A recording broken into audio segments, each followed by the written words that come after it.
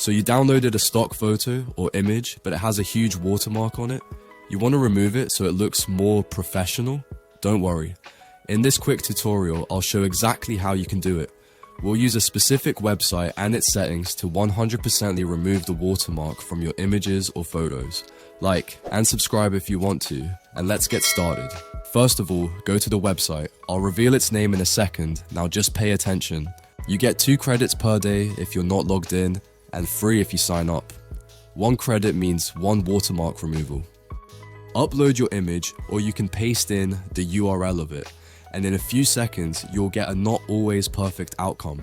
As you see, this one has some watermarks left here and there. Find the remove text button and turn it on and wait a bit. By the way, you can see the website's name now. Now there's no watermark in sight. If still not good enough yet, you can turn on the remove logo option as well.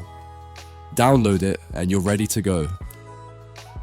That's all. Thank you all for watching. Bye.